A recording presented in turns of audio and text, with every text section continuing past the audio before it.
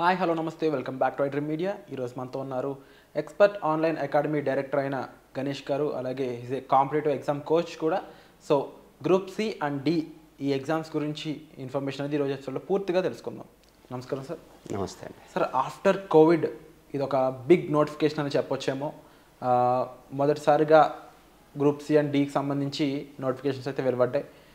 వాటికి సంబంధించి ఇన్ఫర్మేషన్ ఏ విధంగా ఉంది, ముఖ్యంగా డేట్స్ అయి ఉండొచ్చు, సిలబస్ అయి ఉండొచ్చు, దానికి ఏ విధంగా ప్రిపేర్ అవ్వాలంటారు స్టూడెంట్స్ అనేవాళ్ళు, కాస్త చెప్పండి సార్. ఫస్ట్ ఈ RRB group C and D అంటే పోస్ట్ కోవిడ్ మనకి దగ్గర 32,438 పోస్టులు వెలువడ్డాయి సార్.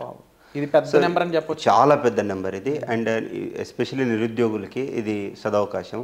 ఎస్పెషల్లీ మన ఆంధ్ర తెలంగాణ తెలుగు స్పీకింగ్ పీపుల్కి ఇది మంచి సదవకాశం అనే చెప్పుకోవాలి. ఎందుకంటే మన వాళ్ళు మ్యాథమెటిక్స్లో అర్థమెటిక్ రీజనింగ్లో చాలా స్ట్రాంగ్ ఉంటారు కాబట్టి ఇది నిరుద్యోగం నుంచి బయటికి రావడానికి చాలా మంచి సదవకాశం అని చెప్పుకోవాలి మనం.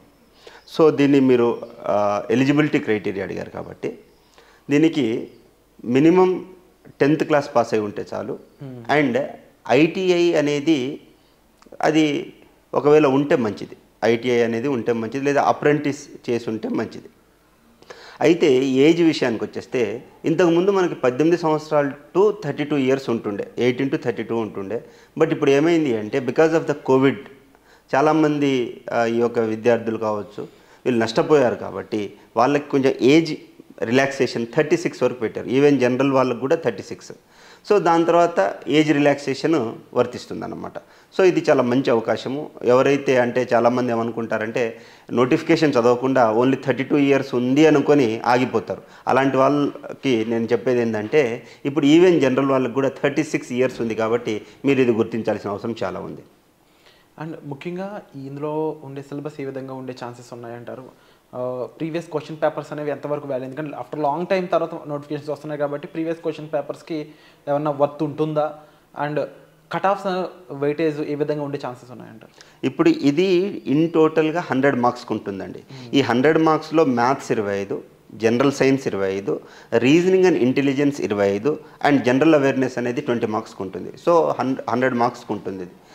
ఈ 100 మార్క్స్ జనరల్గా ఎవరైతే కరెంట్ అఫైర్స్ బాగా చదువుతారో, ఎవరికైతే మ్యాథ్స్ కొంత అవగాహన ఉంటుందో, దాంతోపాటుగా ఇక్కడ మనం జనరల్ సైన్స్ అని మాట్లాడుతున్నాం. జనరల్ సైన్స్ అంటే ఇక్కడ మన మేజర్ పబ్లికేషన్స్ లైక్ అరహంత్ పబ్లికేషన్స్ కావచ్చు, లేదు అనుకుంటే ఈ సిబిఎస్ఈ బుక్స్ ఉంటాయి, ఎన్సీఆర్టీ బుక్స్. ఈ ఎన్సీఆర్టీ బుక్స్ని థరోగా ఏది 6th నుంచి 10th వరకు థరోగా చదివినట్లయితే వాళ్ళకి మ్యాక్సిమం మార్క్స్ రావడానికి పాసిబిలిటీ ఉంటుంది. సో ఇది అక్రాస్ ఇండియా ఎగ్జామ్ రాసే పాసిబిలిటీ ఉంటుంది కాబట్టి మనకి అత్యధిక ఎక్కువ మార్కులు వస్తేనే సర్వీస్ రావడానికి పాసిబిలిటీ ఉంటుందండి. మీరు నెక్స్ట్ అడిగిన క్వశ్చన్ ఏంటంటే ప్రీవియస్ ఇయర్ క్వశ్చన్స్ యొక్క వెయిటేజ్ ఏ విధంగా ఉంటుంది అనేది మీరు అడుగుతున్నారు. ఎప్పుడైనా సరే అది ఏ కాంపిటేటివ్ ఎగ్జామ్ అయినా కానివ్వండి, it may be from group D services, like ఇప్పుడు మనం ఆర్ఆర్బి గ్రూప్ డి అని మాట్లాడుతున్నాం, అక్కడి నుంచి మనం ఐఏఎస్ ఐపీఎస్ లాంటి సివిల్ సర్వీసెస్ రాసే ఎగ్జామ్ నిన్న తీసుకోండి. ఎప్పుడైనా సరే ప్రీవియస్ ఇయర్ క్వశ్చన్స్ అనేవి మనకి దిశను చూపిస్తుంది. మన ప్రిపరేషన్ యొక్క దిశను మార్చేది ఏంటంటే ప్రీవియస్ ఇయర్ పేపర్స్. మనకి అంటే ఈ రీసెంట్ పాస్ట్లో ఎగ్జామ్ జరగకపోయినా ఇంతకుముందు చాలా RRB group C group D exams జరిగాయి. సో కొన్ని బుక్స్ ఉంటాయి, కిరణ్ పబ్లికేషన్ లాంటి బుక్స్ ఉంటాయి, లేదా అరహంత్ పబ్లికేషన్ లాంటి బుక్స్ ఉంటాయి. ఇలాంటి బుక్స్ తీసుకొని మనము ఆ స్టాండర్డ్లో అంటే ప్రీవియస్ ఇయర్ క్వశ్చన్స్ ఏదైతే మోడల్స్ ఉన్నాయో ఆ మోడల్స్ బాగా ప్రిపేర్ అయితే మనకి మ్యాక్సిమం సర్వీస్ రావడానికి పాసిబిలిటీ ఉంటుందండి. It may be from group D నుంచి ఐఏఎస్ ఏ ఎగ్జామ్కైనా సరే ప్రీవియస్ ఇయర్ క్వశ్చన్స్ అనేవి చాలా దిశను మారుస్తాయి. దాంతోపాటు ఎంతో కొంత కరెంట్ అఫైర్స్ బాగా చదివితే మనకి 100% సర్వీస్ రావడానికి పాసిబిలిటీ ఉంటుంది సార్. మోస్ట్లీ ఎక్కడెక్కడ స్టూడెంట్స్ అనే వాళ్ళు జాగ్రత్త పడాలంటారు? ప్రిపరేషన్లో ఎటువంటి అంశాలని ముఖ్యంగా దృష్టిలోకి తీసుకోవాలంటారు ఇందులో? ఇప్పుడు ఎవరైతే నాన్ మ్యాథ్స్ స్టూడెంట్స్ ఉన్నారో అండి, ఈ నాన్ మ్యాథ్స్ స్టూడెంట్స్ ఏం చేయాలి సార్ అంటే వాళ్ళు బేసిక్ నెంబర్ సిస్టమ్ నుంచి స్టార్ట్ చేసి వాళ్ళకు వచ్చేటటువంటి ఈ 25 మార్కుల్లో కనీసం 20+ మార్క్స్ తీసుకురాగలిగితే చాలా బాగుంటుందండి. ఎందుకంటే మ్యాథ్స్ బ్యాక్గ్రౌండ్ స్టూడెంట్స్కి ఎలాంటి బెనిఫిట్ ఉంటుందంటే 25కి 25 మార్కులు తెచ్చుకోవడం పాసిబిలిటీ ఉంటుంది. వేరే జనరల్ సైన్స్ జనరల్ నాలెడ్జ్ అనేది అది ఈక్వల్ అందరికీ ఉంటుంది. సో నేనేం సజెస్ట్ చేస్తానంటే ఆస్పిరెంట్స్కి కంపల్సరీ మ్యాథ్స్ అండ్ రీజనింగ్ మీద చాలా శ్రద్ధ పెట్టాలి. ఎందుకంటే ఇప్పుడు మనకి ఆంధ్రాలో కావచ్చు, తెలంగాణలో కావచ్చు ఎస్ఐ కానిస్టేబుల్ నోటిఫికేషన్ రాబోతున్నాయి. ఈ ఎస్ఐ కానిస్టేబుల్ నోటిఫికేషన్లో కూడా మ్యాథ్స్ రీజనింగ్ అనేది చాలా ఇంపార్టెంట్.